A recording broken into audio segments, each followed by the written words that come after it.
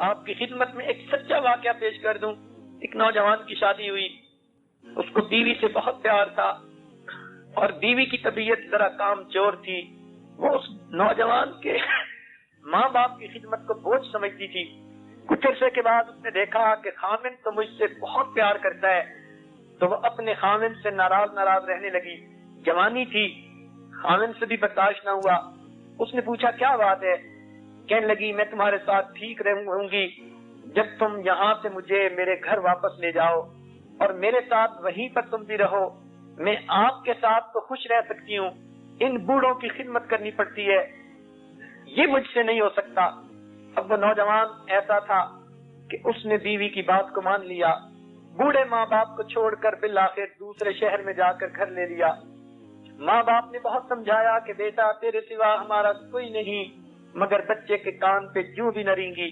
وہ اپنی بیوی کے ساتھ دوسرے شہر میں عیش و آرام کے ساتھ زندگی گزارتا رہا. بالآخر اس کو سعودی عرب جانے کا موقع مل گیا. جاب اچھی تھی، یہ وہاں چلا گیا. پیسے زیادہ آ گئے، بیوی کو شاندار مکان بنا کر دے دیا. سارا خرچہ بیوی کے لیے بھیجتا، اپنے ماں باپ سے اس نے کوئی رابطہ نہ رکھا. بیوی کہتی تھی کہ اگر ان سے رابطہ کرو گے تو میں رابطہ توڑ لوں گی. محبت کے ہاتھوں مجبور ہو کے اس نے یہ کرتوت کیا کہ اپنے بوڑھے ماں باپ کو اس نے نگلیکٹ کر دیا. کئی سال گزر گئے. ایک مرتبہ یہ طواف کر رہا ہے، ایک بزرگ بھی طواف کر رہے تھے. طواف کے بعد ان بزرگوں کے پاس آیا، کہنے لگا کہ میں جب سے آیا ہوں 12 سال میں نے 12 حج کیے، سینکڑوں عمرے کیے، لیکن میرے دل پر کوئی تالا لگا ہوا ہے. میرے دل پر جیسے ظلمت ہے، نہ عبادت کو جی چاہتا ہے نہ کسی اور کام کو. معلوم نہیں میں کیوں ایسا ہوں.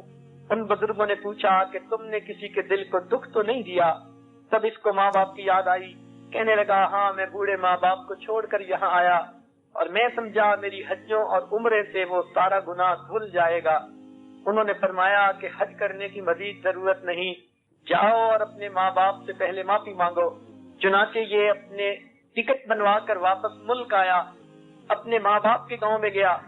12 سال گزر چکے تھے، کچھ پتہ نہیں تھا کہ اس کے ماں باپ کے ساتھ کیا گزری. اس بستی کے کنارے پر ایک آدمی ملا. اس نے ڈرتے ڈرتے ماں باپ کے بارے میں پوچھا. اس نے ان کو نہ پہچانا اور یہ بتایا کہ ان کا تو ایک جوان بیٹا تھا جو ان کو چھوڑ کر بیوی کے لیے چلا گیا. وہ میاں بیوی بوڑھے تھے، بہت تنگی کی زندگی انہوں نے گزاری. بالآخر ایک وقت آیا کہ خامد بھی فوت ہو گیا.